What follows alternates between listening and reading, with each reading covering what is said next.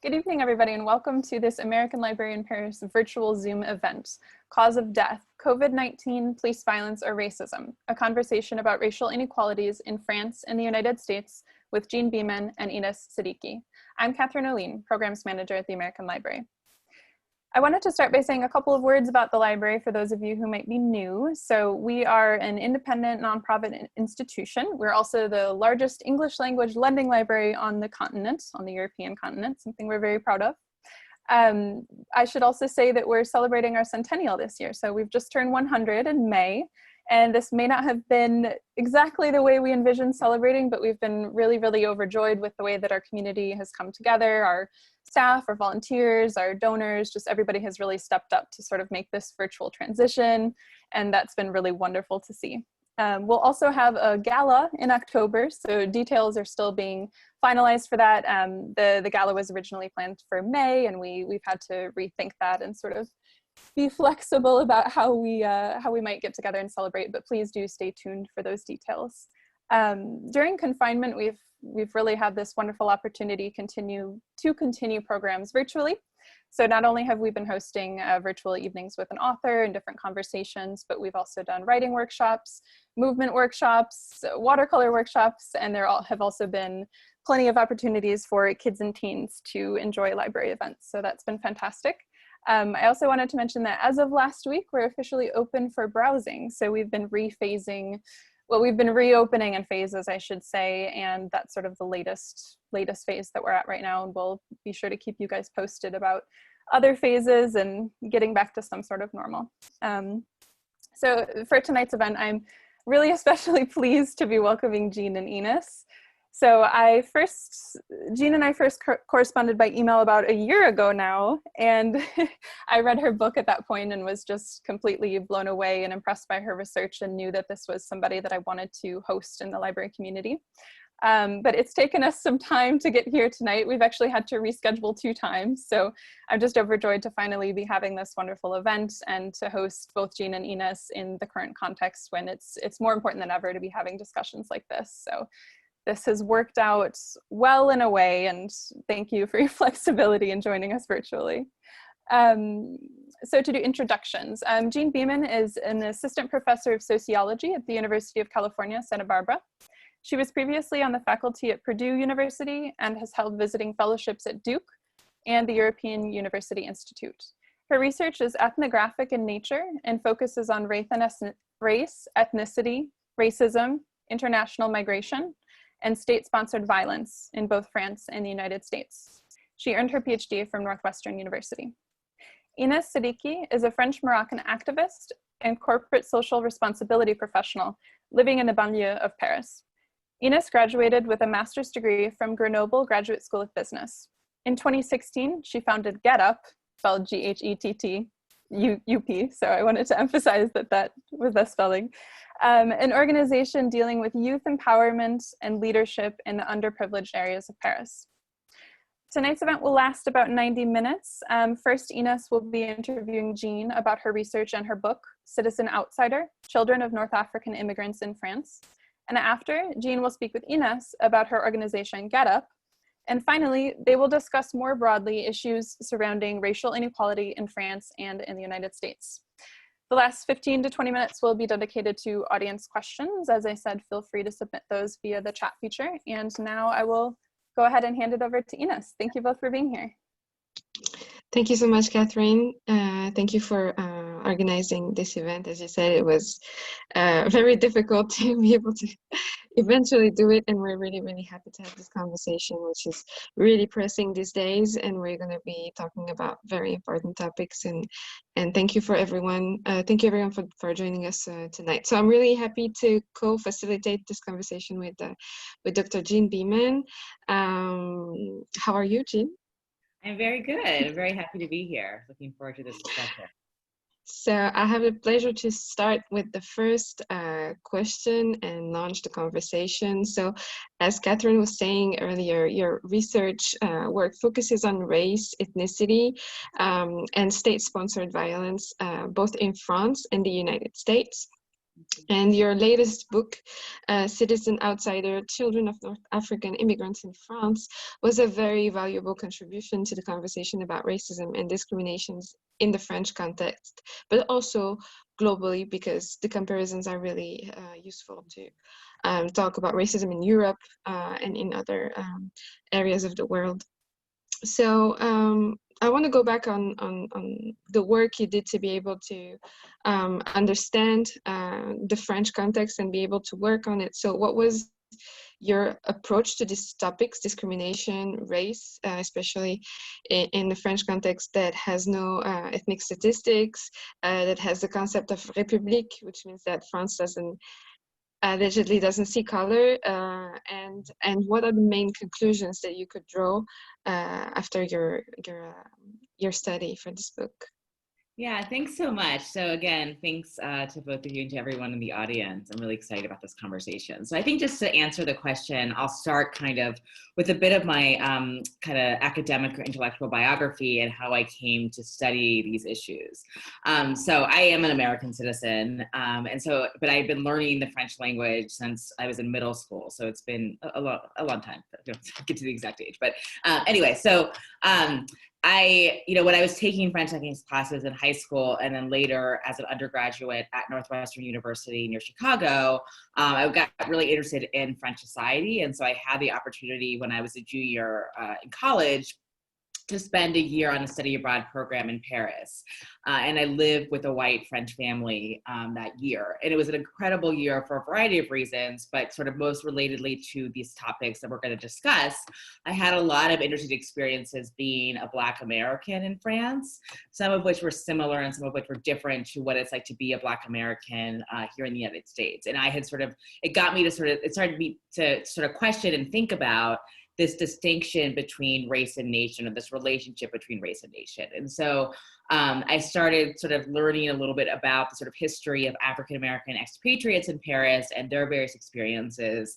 And then years later, when I was in my doctoral program, also at Northwestern University in sociology, I decided to focus on, what is it like to be a minority in a society that doesn't recognize racial and ethnic minorities in the same way that does the United States. So that was sort of a very broad question that I used for my dissertation. And I moved back to Paris about 12 years ago and did a variety of interviews with children of North African immigrants or children of Maghreb immigrants to sort of get at this question of sort of what does race and racism mean to a population in a society in which those words are supposed to have a meaning. And so for a variety of sort of logistical reasons, or logistical and theoretical reasons, I'll say, I ended up focusing on the middle class segment of the North African second generation. So individuals who, have quote unquote done everything right to be kind of accepted as French and French society. But what I found is due to the sort of racism and discrimination that they face, they're still not fully accepted as French. So I think part of the question is thinking about France's Republican model, which treats or sort of ostensibly treats individuals as individual citizens related to the government, which of course is very different from how the United States views issues of identity politics. We can still see that it doesn't actually work that way in practice. It's not implemented in the same way that everyone actually is treated equal. And that people who are, racial and ethnic minorities, I focused on children of Maghreb immigrants, are constantly receiving messages both implicitly and explicitly that they don't fully belong in French society, right? And so I think it's really crucial to interrogate kind of the role of race and racism in structuring boundaries of inclusion and exclusion in French society.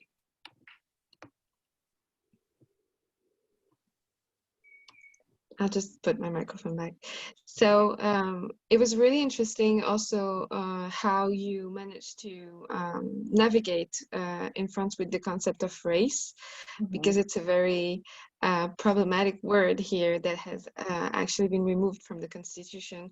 Right. We use the word racism, but we don't believe in race, because one of the main principles of the French nation is that France is a république, which means all the citizens are supposed to be equal, and everything that can distinguish them between each other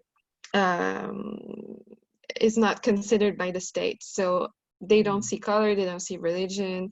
This is how it is supposed to work. And every conversation that uses the word race is considered racist. So we have a lot of narrative here in France about anti-white racism.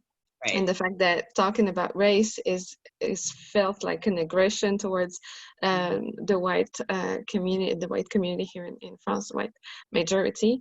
And so you had a very interesting approach on working on middle class individuals originating from the immigration to sort of prove that there is a race component. And how did you do that?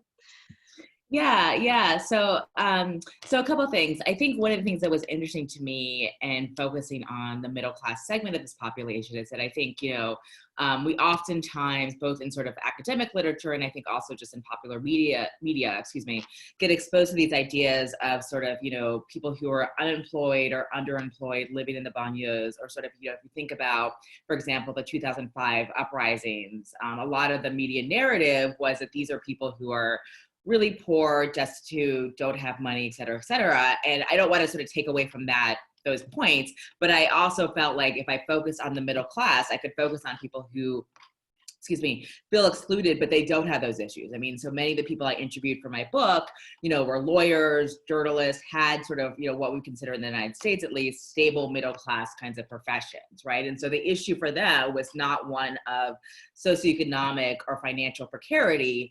Rather, the issue for them was sort of, issues of racism and discrimination. So in a sort of social scientific language, it allowed me to set a quote unquote control for those kinds of financial differences. And then the second thing I want to say about the race question, which is so important. So I think that was one of the things that I was very nervous about when I first started doing research for my dissertation. So my book is a revision of my dissertation. And so when I was in graduate school, my doctoral committee advised me to be very careful about sort of using that term to not sort of import American conceptions of race and difference to the French context. But what I very quickly realized and quickly found once I moved to Paris was how sort of, how relevant these terms were, these concepts were to children of Maghreb immigrants. And so oftentimes when I was doing my interviews, people would bring up racism to me without me having to introduce the topic.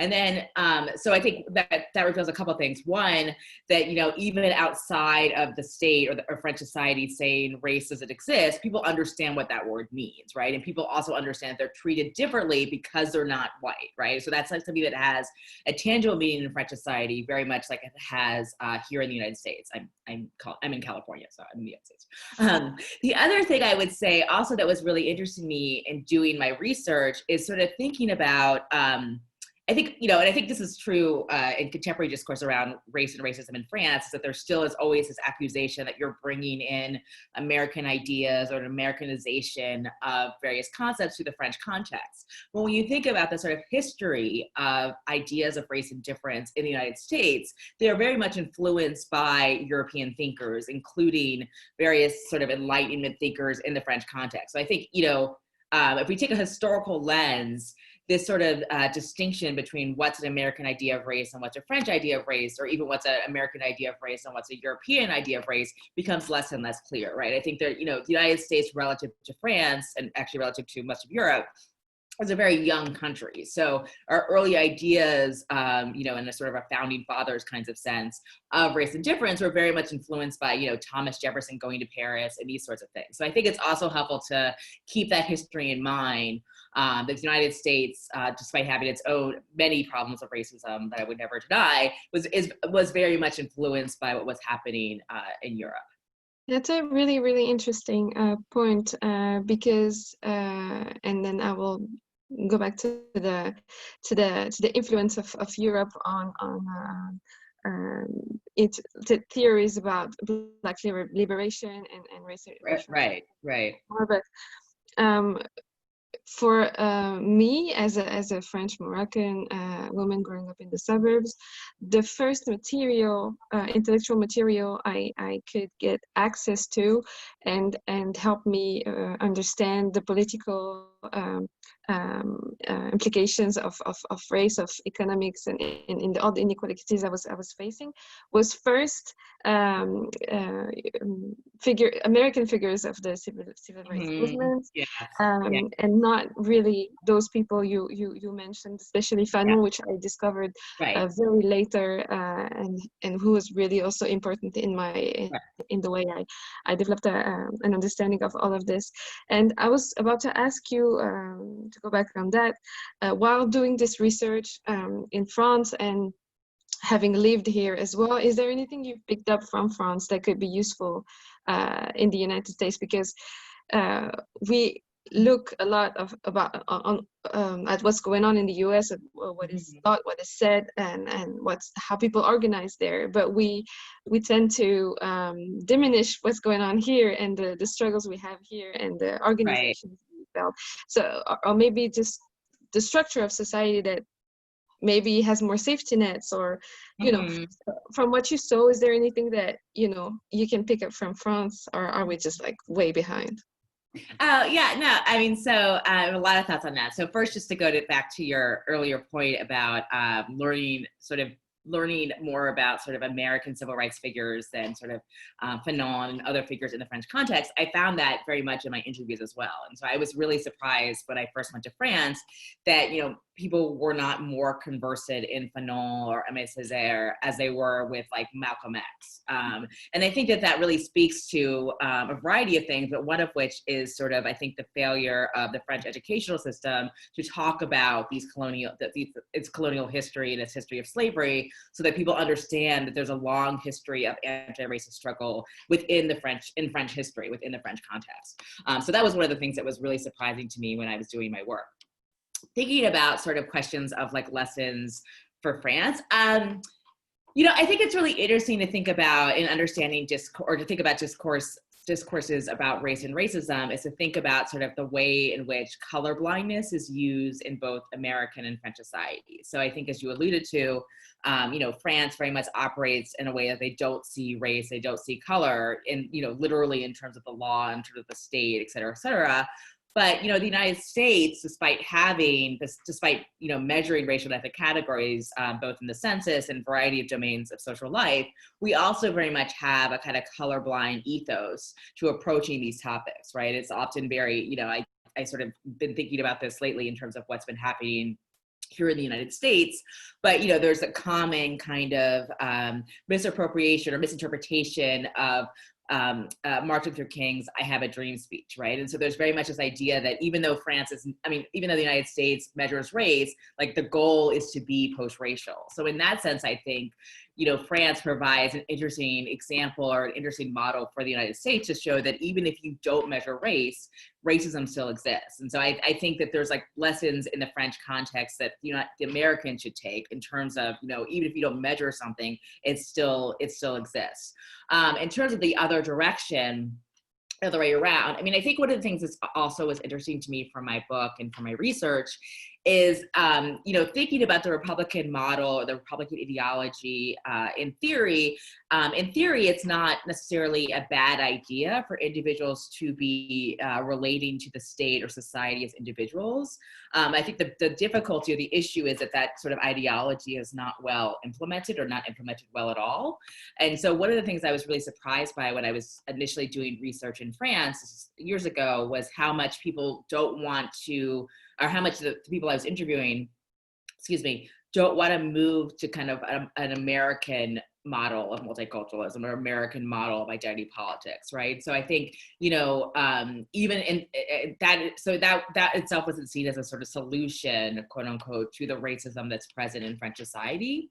So for example, oftentimes in my interviews, people would ask me, why do I identify as African American or Black American? Why don't I just say I'm American? And I think that really, to me, underscores how for French people, even, French people of Maghreb origin or whatever race and ethnic background, the idea is that you're a French person in and of itself. And so it's sort of strange to a lot of people in France, even racial and ethnic minorities in France, to identify as, Mexican American or Asian American or African American when, as is the case for me, I'm an American citizen. I was born and raised in the United States, and I have no sort of familial connection to, any African country, right? So I think, so it got me to think about too, sort of what do we mean when we have these categories, even in the United States, of an American versus Latino American or African American. I think it's really helpful to think about, like, more broadly what work that's doing and how that sort of,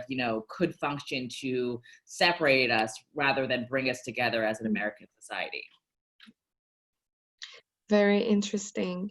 I want to go back on a topic that I know you spoke a lot about, and you had you took part in different conversation about it. It's the race implication of the pandemics, of the consequences of COVID-19. So as we all know, both in France and the US, we are currently going through major social crisis, one triggered by the COVID-19 pandemics and its consequences on health, but also on the social and economic aspects of the crisis that is coming up. But also another social crisis that has really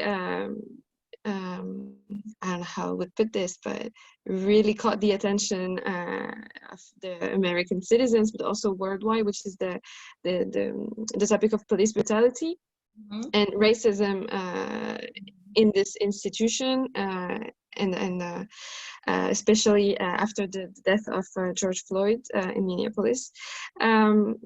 So while everyone could think that a virus affects everyone the same or is not racist, or that everyone is on equal footing during the pandemics, we have seen that weirdly enough, the population which is most affected by the crisis is also the same population that is most affected by police brutality, and which is at the center today of all these social movements, both in the US with the African American community and the Latino community and like non-white communities, and here in France in the banlieue, where all the children of immigrants are born and live.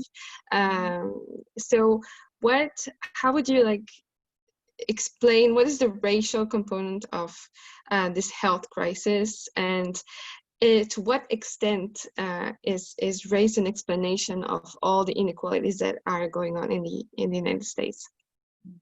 Yeah, so as a sociologist, basically one of the things we say as sociologists is that racism is a sort of fundamental cause. In other words, it's sort of underneath very pretty much all of the dynamics in our society. And so when you think about that as it relates to the COVID-19 pandemic, you see very clearly, although not all states have released racial and ethnic data, which is a different conversation, but you see very clearly that Black Americans have been disproportionately affected in terms of sort of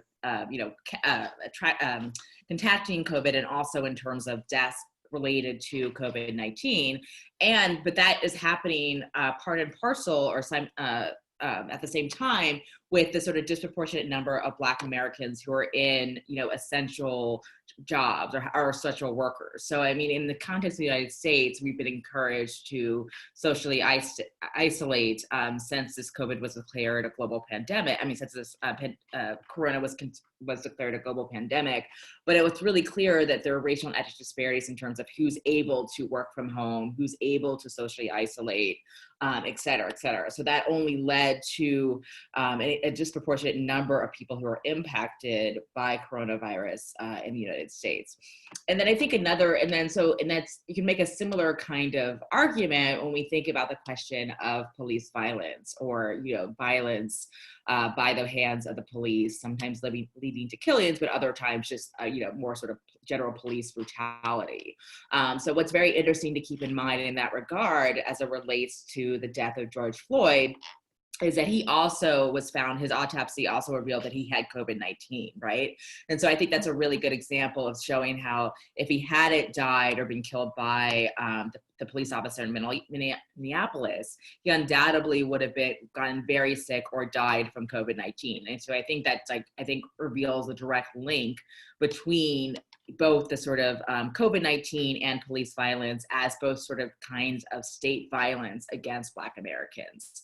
And I think initially in the United States, we sort of, there was this discourse of COVID-19 being this great equalizer or leveler in the sense that everyone was sort of susceptible to it. But it became very clear that that wasn't the case, both in terms of sort of the different kinds of jobs that we have and the ways that we can respond to the pandemic in terms of social distancing, as I mentioned earlier, but also just in terms of sort of different disparities in terms of access to healthcare, access to healthy foods, et cetera, living in more sort of residentially segregated areas. So I think that all kind of ties itself together to explain why Black Americans are disproportionately affected by COVID-19 and disproportionately affected by police brutality and police violence.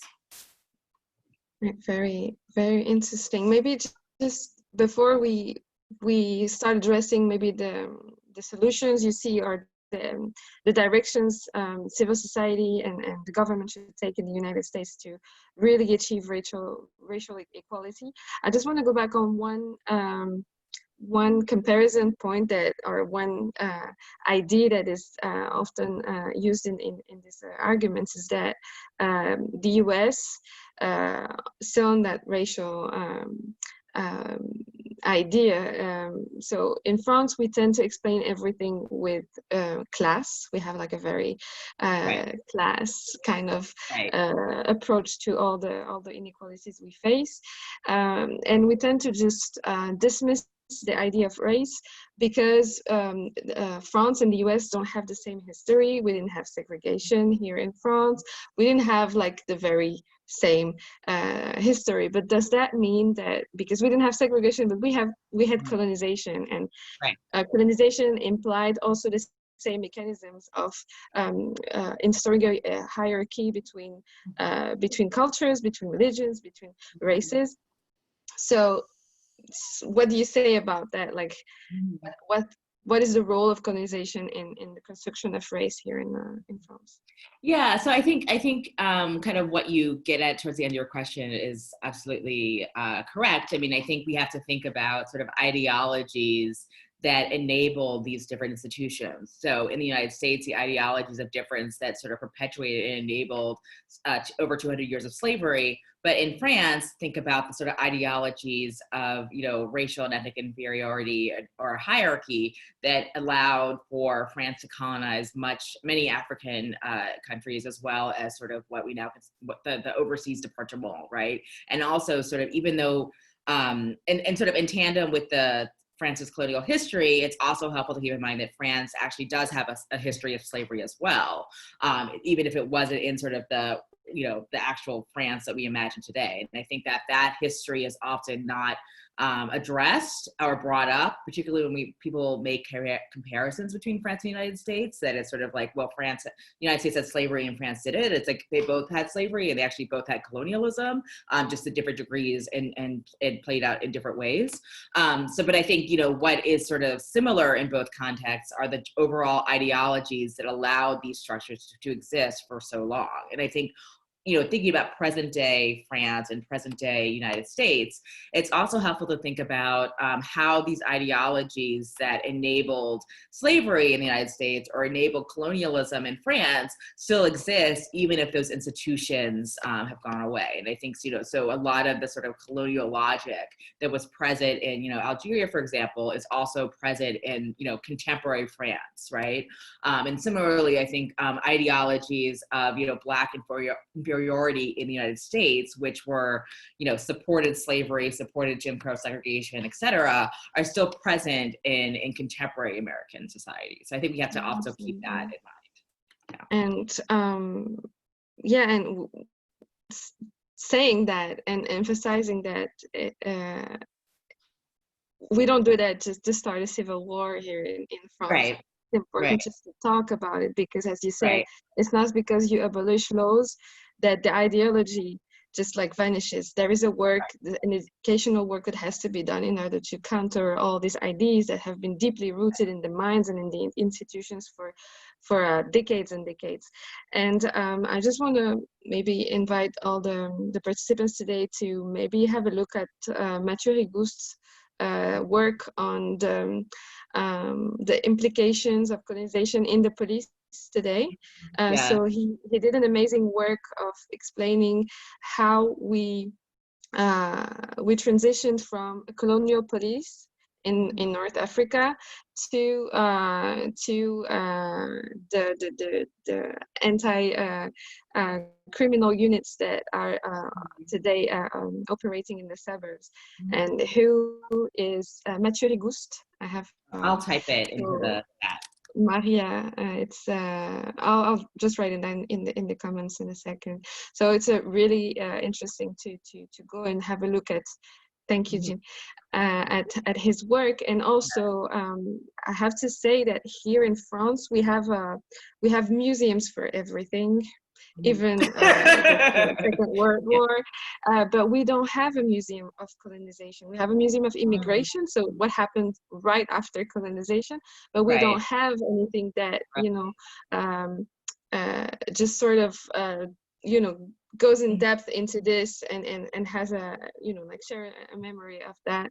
And instead we have statues of of former colonials, like minds and leaders. But so yeah, I think it's important to just like acknowledge that and just sort of go to the bottom of it for us to be able to move forward. We cannot just like move forward and never talk about it. So, and I think if I can just quickly, I think that's an excellent point. I think that gets at sort of, you know, I mean, I can never take my sociologist hat off, but it kind of gets at kind of what a national narrative is that different societies construct, right? And so if there is a museum of colonial history in France, I mean, where are people getting this information? Where are people learning about this? And how does it allow people to sort of pretend like that didn't really happen, right? And I think, so yeah, I think that that's part of sort of the national narrative that France has created. And we can see the same thing in the United States as well. Yeah. Great. So maybe just like to have another perspective on that. We kind of like listed everything that explains how rooted racism is and the costs of this racism in terms of health, in terms of access to employment, but also relationship with the state. And so maybe as a scholar, but also as a Black woman living in the United States, what are the most pressing steps that have to be made in order to achieve racial equality? Will the solution be political, economical? What do you see? Yeah, I mean, do you mean like in the U.S.? Yeah. Yeah. Yeah, so I mean, I think it's really interesting. This is a really interesting moment that we're living in. I suspect that, you know, similar to what happened with the civil rights movement, is that the sort of social movements happen first, the mobilization happens first, and the law, you know, follows that, or legal changes follow that. And so I think, you know, that's very much the case. Like, that could very much be the case in this moment now. One of the things I think is different, though, that is a little encouraging for me as a Black woman and as a sociologist, is thinking about how the movements or the protests against police violence, police brutality across the United States, one, that they are sort of, you know, really across the United States. It's not just one sort of, it's not just in Minneapolis or one state or whatever, but more generally that these are much more sort of multiracial coalitions. And so you see not just Black Americans protesting or at these demonstrations, but you see a lot of white people, and also a lot of young people. And I think that that's encouraging. I mean, I'm still trying to sort of theorize as to why this particular moment is different. And I think the pandemic is sort of part of that. But I think that there does seems to be a sort of groundswell or an increase in attention, not just from Black Americans, but from sort of a lot of Americans across race and class and age and religion, et cetera, to how bad police violence, police brutality is in the United States. And I think, you know, for example, let's just get two quick examples because I don't want to run out of time. I think it's also helpful to think about, how some of the discourse on some of these issues has changed in the United States just over the last recent decades. So, for example, Sandy Darity is an economist at Duke University who just wrote a book on reparations for slavery for Black Americans, and he's been doing research on this for decades, and it's only now become part of a national conversation in the sense that presidential candidates are talking about it or talking about it. And so, I think we don't know what's going to happen with that, but the idea that you can have these kinds of conversations is really interesting. And relatedly, decades ago, people were, just a small group of activists and writers were talking about the need to abolish the police as we have in the United States. And you see that idea much more mainstream today. There's much more mainstream media coverage of this idea of interviewing people about this idea. So again, we don't know where that'll lead, but it is encouraging that things that seemed more ideas or propositions that seem more sort of fringe, 20, 30 years ago are seen more mainstream. And I think that's also, this is maybe a nice segue to talk to you about sort of what is changing in France, because I think one of the things I've noticed in the last few weeks is that there's been much more mainstream media attention to racism in France, right? And so there's been articles in Le Monde, there's been, Figaro, I saw something in the Wall Street Journal. It just seems like there's much more of a mainstream conversation about, whether or not racism is systemic or structural in France. And so again, I don't know where that's going to lead, if that's going to lead to any actual change, but it's interesting to see how conversations that were seen as more polemical recently are now more mainstreamed. Yeah, definitely. So I think, as you said, we live in a very special time of history. The pandemic has just had us have a different look, and the violence also of the consequences of the health and economic crisis had us have a different look about on our societies and really face the inequalities that have been just more visible. I live in the poorest district of France, which is 93, La Seine-Saint-Denis. It's the youngest and the poorest department or district of hexagonal France, and the whole country could see the inequalities that we've been living for decades, and no one would really take a look at it or just acknowledge it. So we had very quickly after the start of quarantine, so the schools were shut down, and a lot of families could not even afford to feed their children anymore because they were relying on school lunches a lot, and having a kid eat at school is a very different budget than having to cook for them, especially when you lose your job and you still have rent to pay. So all these people who were on the margins and at the very edge, and who just became in a major distress, they became visible to the state, to the neighbors as well, because you don't really see that kind of distress all the time. And so that was one of the most shocking thing for the country as well. This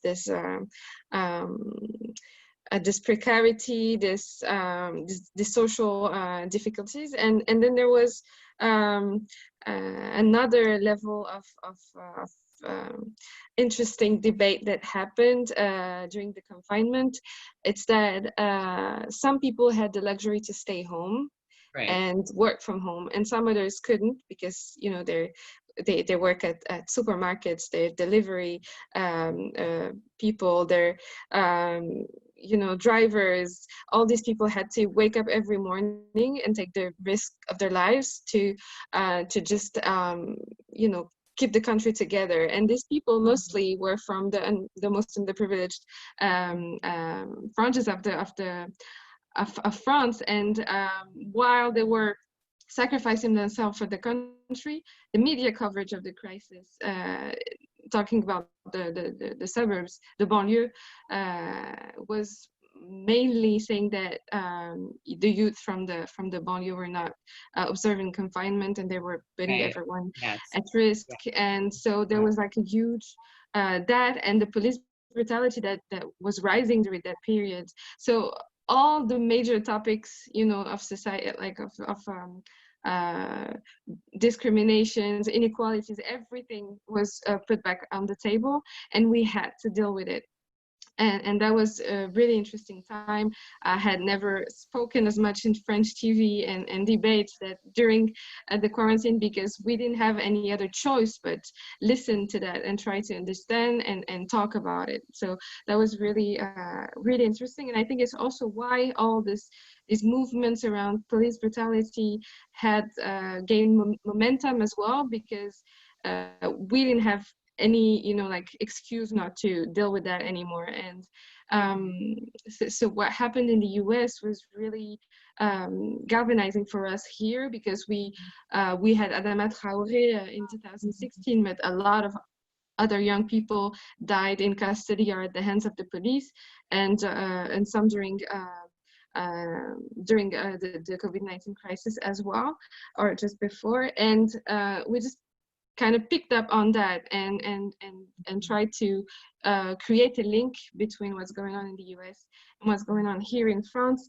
And I think there's that, but there's also the fact that this fight has become a little bit more mainstream thanks to the families of the victims, who really, just like the collectif around Adama Traoré, or other victims of families, other families of victims like Amal Bentounsi and many more, Lamine Dieng and many more. They've been working for years to raise awareness on this topic, and they had the very valuable help of scholars like you, journalists, people using their platform to put the lights on these issues. And there's a third element, I think, as well, is that what we were denouncing 10 years ago or 5 years ago, and that was only considered our problem in the banlieue, has become the problem of other people as well. Just to use the example of police brutality again, 20 years ago, it was only like a problem for Arabs and Black people in the banlieue, right. So no one cared about it. And so they let that, you know, like just become bigger and bigger, the like impunity, until it started touching other layers of society, protesters for the loi travail, the gilets jaunes later, and it was yellow vest really, so they started being affected by that. So they started realizing that it's not just us, it's a structural problem. And so I think that was also a major help for the fight to become structural and to become mainstream. And there's one last thing, and that I think is also very, very helpful, but also very problematic, is the videos and the footages of this police brutality events that help people understand and be more sensible or sensitive to the issue, but also dehumanize the Black bodies or the youth that are affected by that. But I think this reflex of recording, a lot of smartphone applications have been created around that. One in France, Urgence Notre Police Assassine has launched their application to record an incident and save it on the cloud, even if the phone is destroyed by the police. I think it's part of making this fight more mainstream, but has also its problematic aspects as well. And I think, just to finish on that, what is very important with what's going on regarding police brutality here in France is that we, I think, it's the first time in history where when the government responds to a social movement about police brutality, really by saying that they heard and that they will,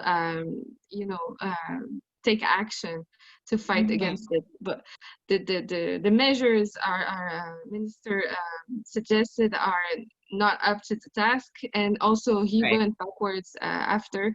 But at least we had the government hear us and say that they will tackle this issue. At least they will try to tackle this issue, and it's already a victory, because also it made the police institution really mad, and they started protesting, and they organized as well to fight this answer from the government. So I think it's a major step that has been taken, but there's still a lot of work to be done.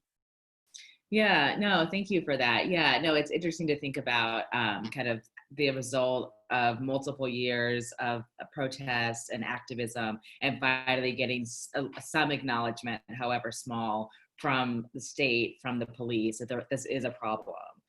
So maybe I want to ask you, since you've I talked about my own experiences being a Black American in Paris, how have you thought about your experiences in the United States, and how have that helped you think about the similarities and differences between France and American society? I think so. I founded GHETT'UP a little bit more than 3 years ago, after living in the US for a while, and what was triggering for me living in New York, in Harlem especially, was that I realized how important a common national narrative that involves all aspects, like all, like communities, is important. It's important for people to understand and have, get updated and have the last version of their country in mind. Like we're not in 1960 anymore. It's 2020. The country has changed. The culture has changed. A country is not static, and it's important that the history books, the fictions, the movies, everything that surrounds us adds the collective imaginary. I don't know how to say that. Imagination. Imagination reflects society, and it's really important for a society as a whole, but also for this the young people growing up in this society and feeling like they belong or not, whether they feel like they're represented in history books or not. And the Black History Month and knowledge of the youth that I met there about their civil rights activists and their history, generally speaking, was really inspiring for me, because as I told you, growing up in the suburbs, in the banlieue of Paris, I didn't really have like any. First, they don't really teach us about the social movements in France, and especially civil rights movements. I discovered that in 1983 there was a march here as well for the same. So very, very late, and so I think it was the first. Realization there that I needed to learn more about my history, and to equip myself with all the lessons and the thoughts also of the leaders that were shaping the country before, in history, in France especially, and also my Moroccan heritage. It also helped me try to embrace that as well, and understand that it's a strength. It gives me another vision, another other tools to be able to understand society and to think a different society. And that's the second point that really struck me there when I was in the US, is that all the grassroots organizations that I met there had they help the kids apply for university. There's like an educational component that is really important as well, but there is like a leadership aspect also, an idea that it's their country, they have nowhere to go, and they have to use their power in their communities, but also like in a larger scale, to shape the country they want to live in. And it's something we don't really we're not really taught that in France. We have a lot of grassroots organization. I mean, growing up back in the 90s, helping us do our homework, or go to a museum to discover French culture, but we never had anyone tell us that we belong there, that it's our country, and if something bothers us, or infringes on our liberties or our emancipation, we have a power to act on that and to change our society. So, and these are the two major points that I picked up from the US coming back to France, knowing that you cannot just like copy and paste, but using this experience, I came back and I started to create an organization here that tells these kids that they belong. So deconstructing, all the feeling of inferiority that they could have, and pick up from what the teacher told them, Right. or from the fact that they don't see themselves on TV, or what you were saying about citizen outsiders. So helping them understand, at least them, that they're not outsiders, that they belong here, and that they are part of the French history. But even before colonization, there are a lot of thinkers, science, a lot of things that were imported from the countries of origins of their parents, and they definitely belong to this country. So that's the first work we do with them, and then we try to equip them, give them the tools, and give them the opportunities to, of course, live to the fullest of their potential, like have the job of their dreams and everything, but more to take their space in society, to reclaim their narrative, but also their seat at the table on every level of society, because we think that they have a power to shape a more inclusive, a more equal, a more dignifying society for everyone, because they face on a daily basis everything that the system is doing wrong, and giving them this space, and at least giving them the sense that they can be leaders in the society, I think for me is really the key to show social innovation and social justice in the banlieue and in wider in the whole country, because the problems we face here in France, in the banlieue, especially the banlieue of Paris, to some extent, the people living in rural areas of France can also face them, like the lack of public transportation, the fact that they feel like they don't really are the right kind of French, because they also feel that because they don't speak with the same accent and stuff like that. So my dream is that we would be able to come up with tools here in the banlieue that can be useful for other minorities and other groups, vulnerable social groups throughout the country. Just like Fanon says all the time, there's a universality in our very particular struggles as minorities, and I think it's something that we should keep in mind, that we're fighting for ourselves and for our rights, but while doing that, we're fighting for everyone, really. Yeah, no, I love that. Yeah, no, I completely agree. So you started GETT'UP 3 years ago, kind of in response to sort of some of the experiences you had here in the States, and sort of, your experiences growing up in the banlieues. But what do you see sort of presently as like the main challenges to doing your work? I think there's so of course there's all the questions around transparency and impunity in police institution, for example. But generally speaking, it's a matter of restoring equality. I mean, if we should talk about République and liberty, equality and all, then let's make it like a reality, and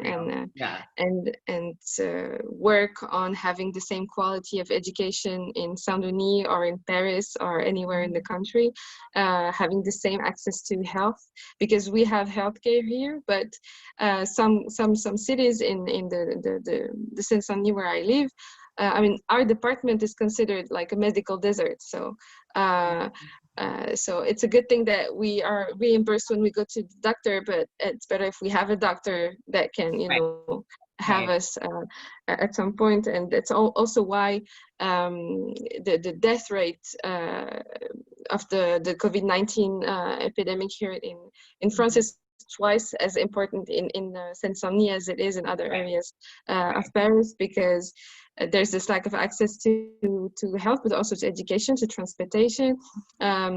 the fact that when you work a very precarious job, where you still had to work during the crisis, so you still have to be confronted to the virus, you took more risks. So all of that combined, you really shows that there is the equality myth, or the republic myth here in France is not really achieved. And I think it's really pressing that we work on that and ensure that everyone in this country is treated the same.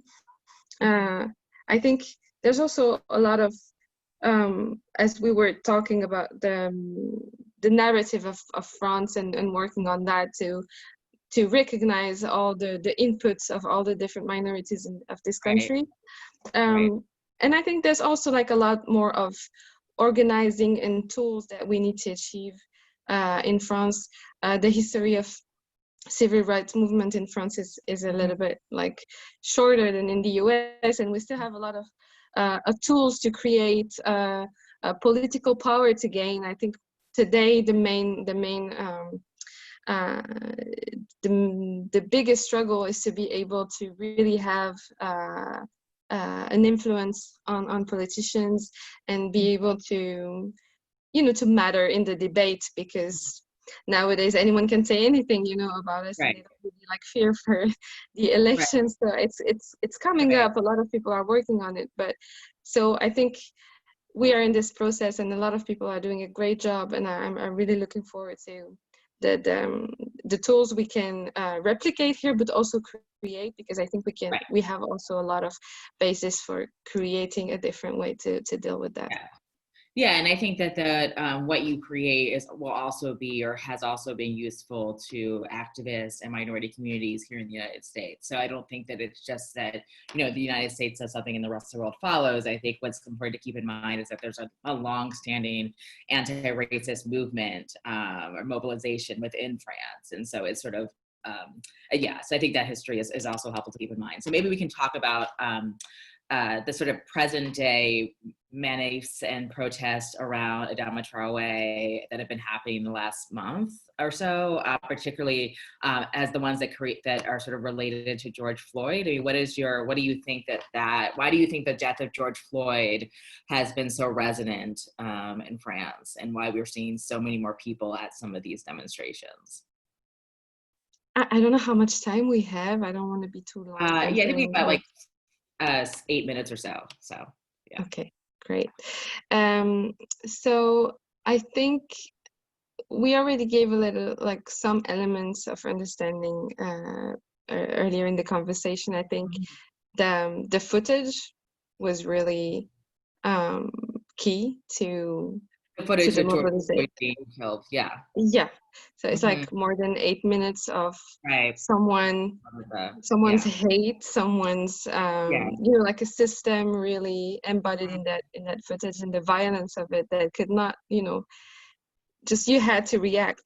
You cannot just let that slide. It was really, really disturbing. And then as we were saying, I think that the context and the fact that we pressed pause on a lot of things, and the mediatic space and the conversation could not be shifted from that. We had to deal with that. We had to talk about it, and we had the time and the space to do it. And I think that's also how it became that big, and the understanding of people. I think both in the US and France, a lot of education has been done, and people are starting to understand that it will affect them at some point. That it's a matter of resilience of our societies, and not just like at some point, it's not just like helping your Black friend or your Black neighbor or your Arab neighbor. It's what do you want as a society, and how like we have to talk about it. So I think that's for me the main explanation, and I just hope that we will keep on building on that. We've been good at it in France. We've been like not releasing the pressure on the government. There were a lot of protests. More and more people are showing up. A lot of young people, which is like a very, very, very good news. So people are really understanding like that they have a power, that this generation has a power to change things. A lot of people were demonstrating for the first time as well. People like white people as well. It was really, really inspiring to be there at the different demonstrations, and I hope we will continue to work on that and rally more people to the cause, and really continue to explain that it's not Black people against white people. It's not. Right. It's like all of us should work towards that goal, because making our societies more equal is making our societies more resilient. And so I hope we will continue to build on that momentum. Yeah, absolutely. I think one final question for you, and then we can maybe move to Q&A. So the model that you have for GETT'UP is La banlieue, c'est la bombe. What does that mean to you, and why did you choose that as a sort of slogan? The only English translations that I have for that are not really appropriate, so I will not try and translate it. I think we get the general idea. Yeah. Yeah. Okay. And no, I think it's really having them understand that they matter, that they have a voice, and they can really make a change for them and for other people. And what I'm really proud of about these kids when they enter our programs and then they start,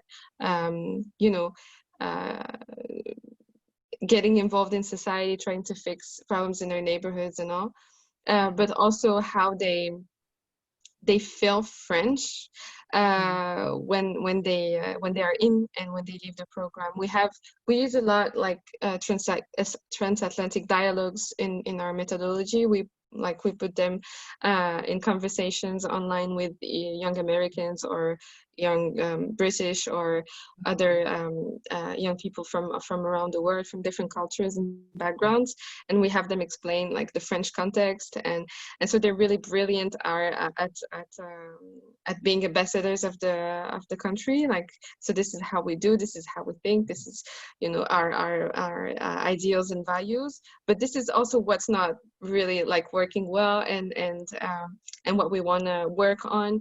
And I think it's important for them to be put in that position, because they're always like sent back to their origins, and at this very particular moment when they speak to foreigners, they're 100% French, or at least French in a very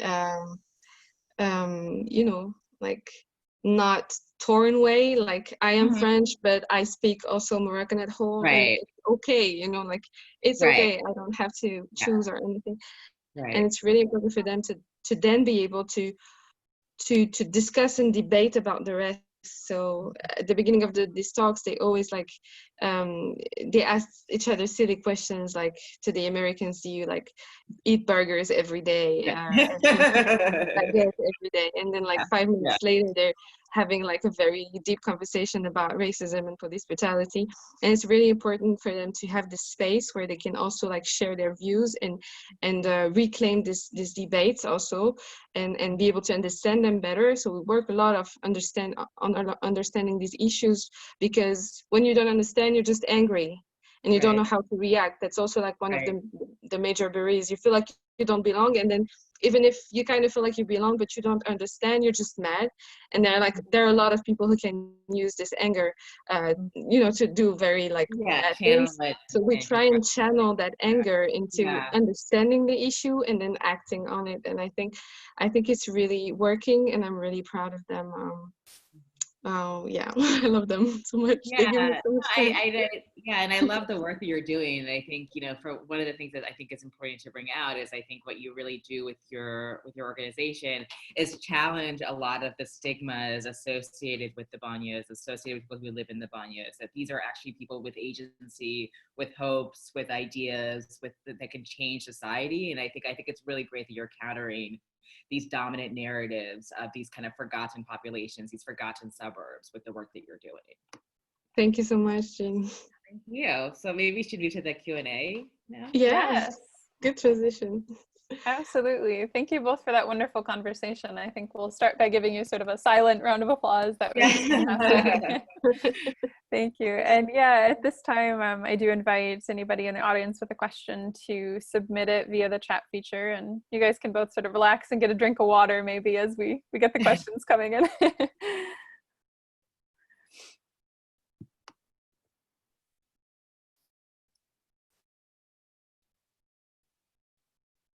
Do we have a sense of where the participants are from?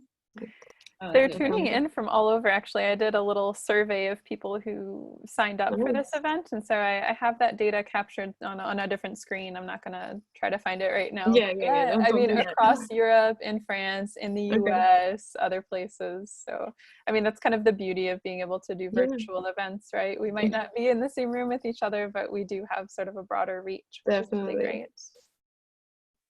Yeah.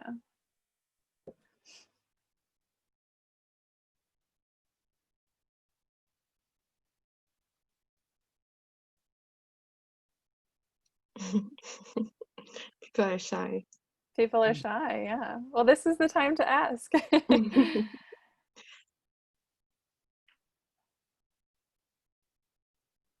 Okay, so I've got a first question from Kimberly, which is a really great one, actually. This is probably more, well, it can be for both of you. I think you'll have a different take on it. So do the police in France live in the communities they serve? No. Yeah. Firm no. Yeah. No, not really. I think it's I mean, I have never came across a police officer that serves in my community, that lives in my community. I think maybe, I don't know, maybe it's not allowed, or I think it's not very enjoyable for a police officer as well.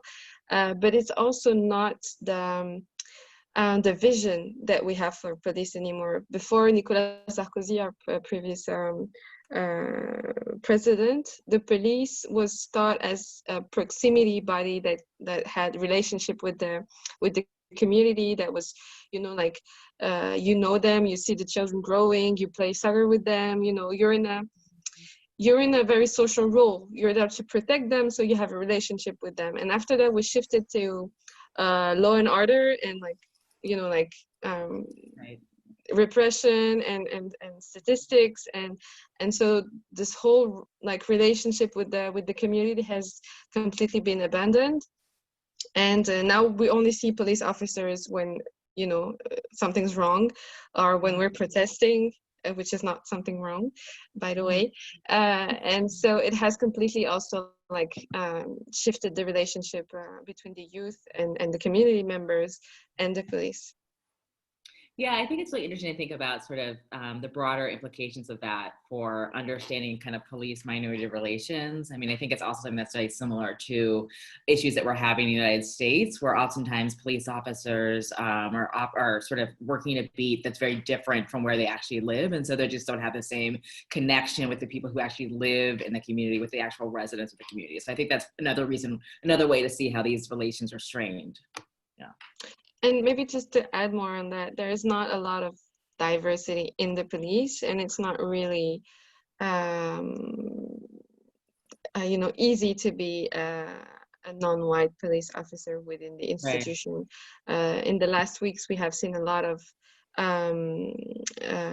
Facebook groups discovered with like 8,000, 9,000 police officers who are having really racist comments about other police officers from different origins or different colors.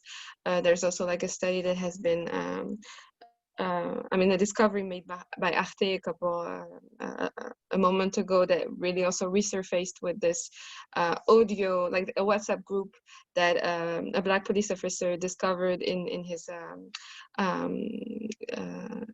colleague's phone, and discovered all the audios about him.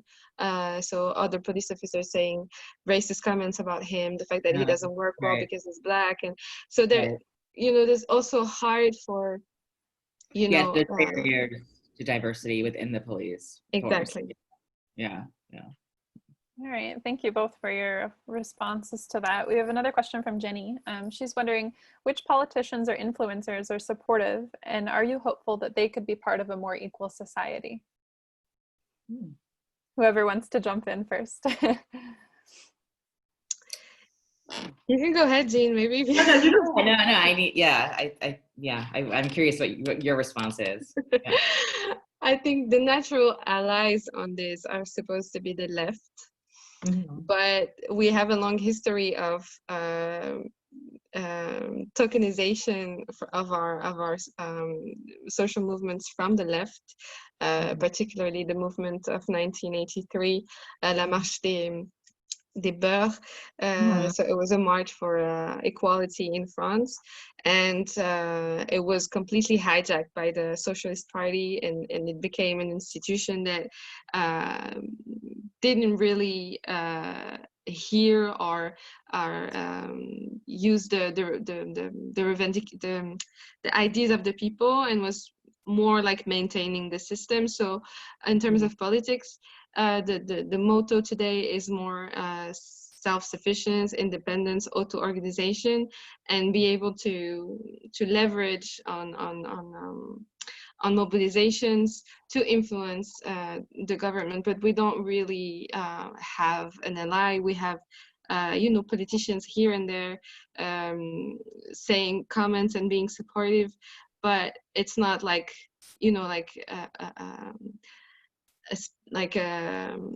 on the political spectrum, you cannot say that left or right or whatever is an ally to this fight. I agree with that. I think the only thing the small thing I would add is that I think maybe we can think about like activists like Inès who are getting more sort of mainstream attention, to sort of bringing attention to these issues more so than like traditional politicians.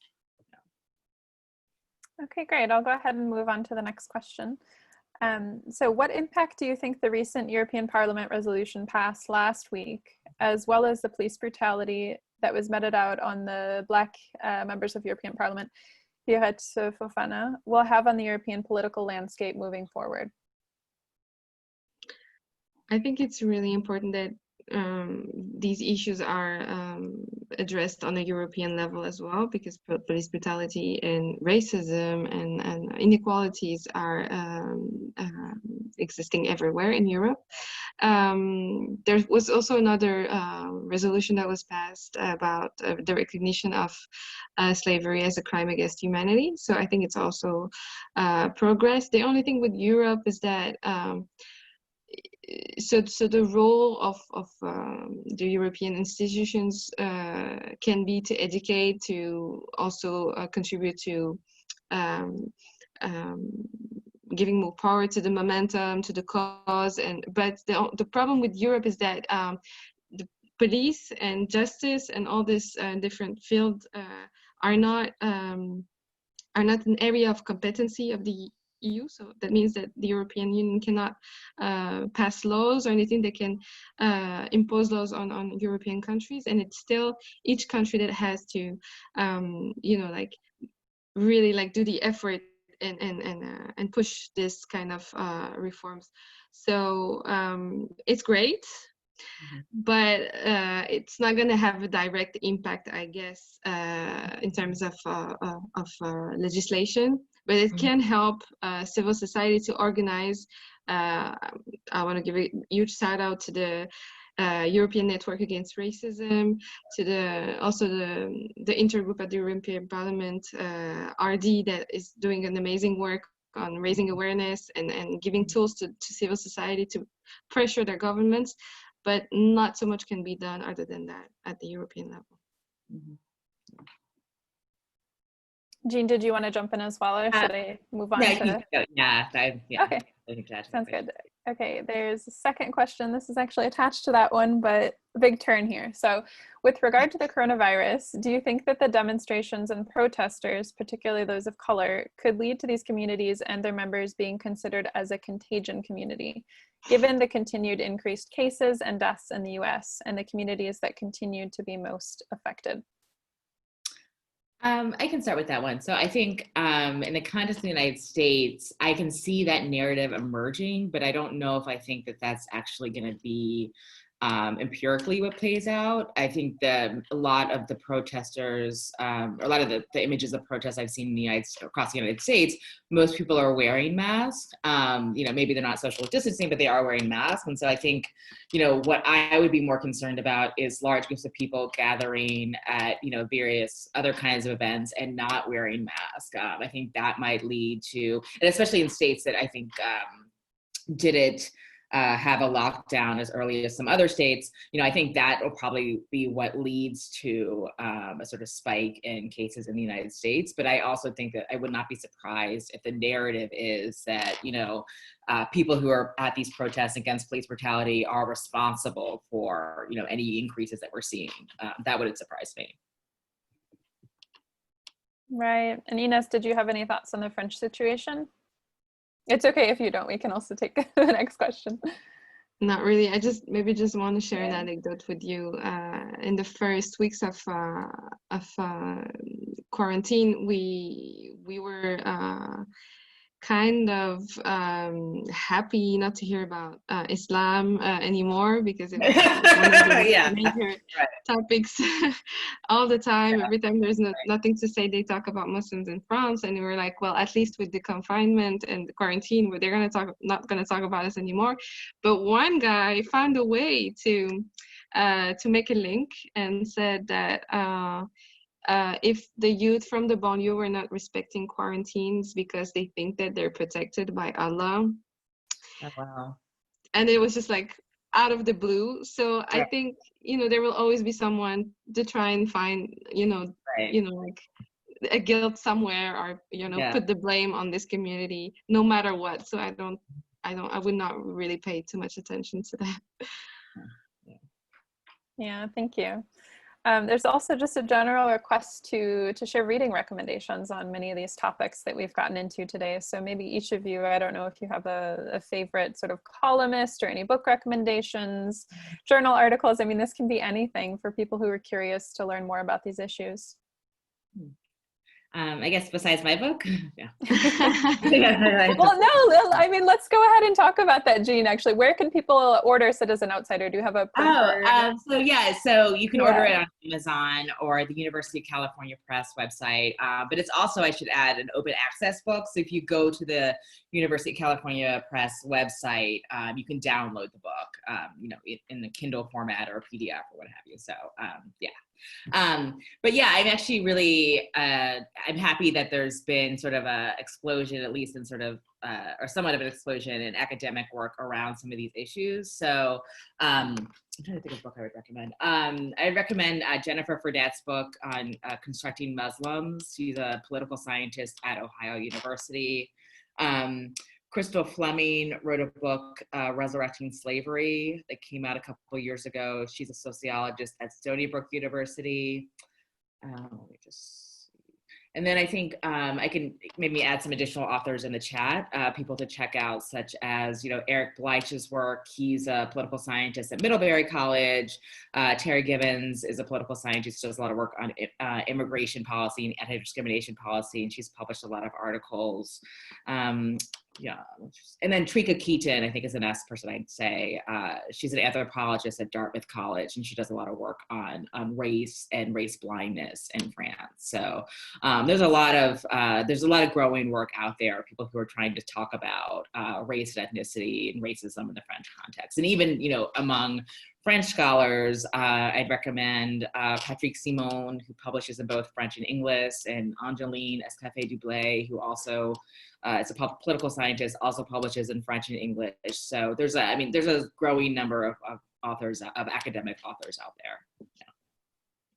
Thank you. I will not be able to come up with such like an elaborate list of people to read, especially because my readings are mostly in French on that topic. So I don't know if all these people write in English, but I'm sure you'll find translation of Mathieu Rigoust's work about the transition between, colonial police to police in the banlieue today. There's an amazing book from Maboula Soumaoro, about being Black in France and the implications of slave trade and all the history of colonialism and the Black identity in France, which is really, really interesting. Historian Naima Yahi, who also wrote a lot about how immigration shaped the culture here in France and gave back some recognition for that. There's a magazine, The Funambulist. I don't know, Our Ballast. All these magazines that can really be helpful because they also produce a lot in English. Yeah, maybe I can come up with a longer list as well in the comments, but mostly Jean Beaman is really very on point. Well, thank you both. Yeah, I think I will invite both of you to submit some of those authors in the comments. It looks like I'm getting a lot of interest and private messages of people hoping to hear those names once again, so that they can sort of look them up. Of course. And in the meantime, so I'll give you guys an opportunity to do that once I'm sort of wrapping up the event. But right now we have one final question for each of you. So that is, earlier it was mentioned that talking about race in France is seen as aggression toward the white community. What is the right way to bring up race here, especially when it comes to addressing everyday microaggressions that make minorities miserable?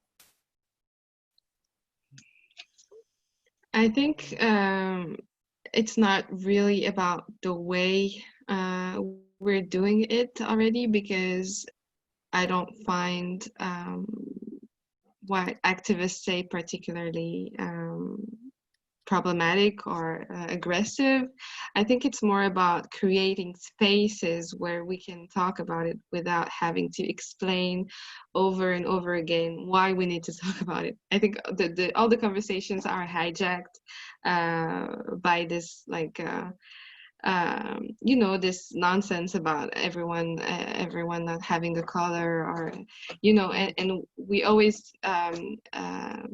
arrive in these conversations with a lot of tension, a lot of misunderstanding, and I think it's the role of the media, but also civil society, to create spaces where we can talk without putting on a show, or without searching for a buzz, or we need to have the opportunity to really want to learn from each other as well, and not be in a posture all the time. I think it's more about being ready to have the conversation more than how to have it. Yeah, I completely agree. And I would say that in both the sort of context of the United States and in France. I mean, I think that the need to sort of be humble or display some kind of humility and sort of willingness to learn and having those conversations, I think is really important. And I think about this also as in my other role as a professor of sociology. I give lectures, or I've been giving lectures for years on race and ethnicity, and that's something I always encourage students to do. So, I think sometimes people get worried about sort of what's the best term to use for X and Y, and I think that's less the conversation or less the question, and more just sort of being humble and being aware and being open to learning something new, just to challenging the way that you understand race and ethnicity and the terms you use and the frameworks and the assumptions that you make. So I think it's, important to think about sort of what is your posture coming into these discussions as a way to sort of think about making these discussions more effective. Absolutely. And I think there are less and less people not willing to have the conversation, and there are a lot of people really understanding their role as allies, without, what we want is not for white people to feel guilty. It's just we want to activate their power and their privilege to fight for that as well. So yeah, again, and I cannot stress this more, but what we're looking for while really bringing up the issue is not a civil war, is not saying that all white people are bad or all non-white people are amazing. It's just that we have to have this conversation to be able to move forward, and I really want to seize the opportunity to.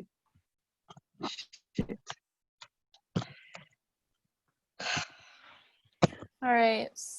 Well, I think that's all that we have time for in terms of questions, but I did want to draw everybody's attention to so Jean's message where she's written down her recommended authors for us in the comments. Thank you. And has also shared her email address. So Yes, thank please you for being so generous. Yeah, I'm happy to talk more about these issues. Yeah. Yeah, fantastic. And Inès, are you still with us? There was a little bit of a, we'll assume that she'll hop back in if she needs to. Yeah, so I just wanted to, again, thank both of you. Thank you, Jean. Thank you, Inès, for this wonderful conversation and event. You have both been incredibly open and generous with your perspectives and your time joining us tonight. So we really appreciate that. And I'm sorry. I was gonna say, thank you so much. I really enjoyed the conversation. yes, of course. And we hope to see you in person at some point soon then too. I know your trip's been postponed, but we'll sort of see how things look in the next month. So hopefully that'll Exactly. still happen. So. And for anybody in the audience who's curious about other virtual events that we have coming up, we have our full schedule through July 15th up on our homepage right now. So you can go ahead and check that out and sign up for any upcoming Zoom events that you might be interested in. I wanted to highlight next week on Tuesday, the 30th of June, we've got Amelia Williams coming to the Zoom room to speak to us about ALP Paris. So he'll do a talk on photography in the 7th, and sort of the predecessor of this empty Paris was ALP, photographing the empty streets of Paris. So there's some interesting parallels to make there. On the next day, Wednesday, the 1st of July, we have Lindsay Tremida, the author of The New Parisienne, speaking with Thomas Chatterton Williams about this new book of hers, which sort of challenges the stereotype of the typical Parisian woman by including a more diverse representation of the women that are really the movers and shakers of Paris today. So thank you again. I should also mention that as the library is a nonprofit, in our in-person events, we do welcome donations at the door.